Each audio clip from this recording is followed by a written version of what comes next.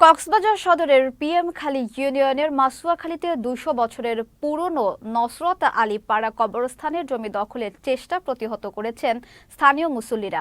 শুক্রবার দুপুরে ওই এলাকার সমাজ কমিটি সহ ৩ শতাধিক মানুষের উপস্থিতিতে ভূমিদস্যুদের পাকড়াও করা হয়।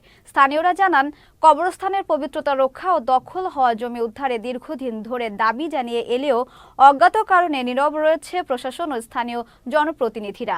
বরাবরের মতো একই এলাকার নাসিরউদ্দিন, গিয়াসউদ্দিন ও শহীদুল্লাহ সহ একদল ব্যক্তি কবরস্থানের জমি দখলের জন্য পাহাড়, মাটি ও গাছ কেটে ফেলে।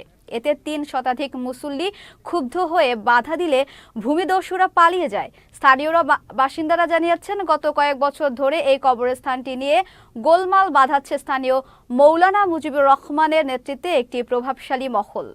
এখান থেকে আমরা এখানে ৭২ একটা লোক ঘর আসি আর খবরস্থান দখল করে।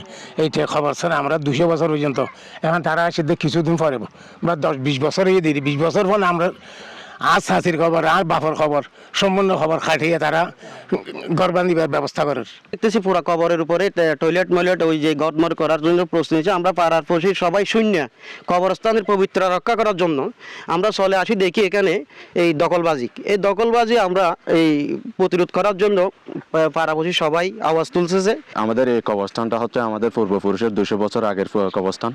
এই কবরস্থানে আমাদের বাপ দাদা সবাইকে কবর দিয়ে আসতেছে। এই একটা ফ্যামিলি হঠাৎ করে এসে আমাদের কবরস্থানটা দখল করতেছে। আমাদের বাপ দাদা পূর্বপুরুষের কবরস্থান আমরা এসে দেখতেছি এইভাবে মানে কি দখল করে নিয়ে গেছে। অনুমানিক ২০০ বছরের উপরে কবরস্থান। এই কবরস্থানটা দেখো, এই হোসেন সদরের ছেলেরা এই পাহাড় কাটি এই বাসা বাড়ি করি ওই বাড়া দিছে।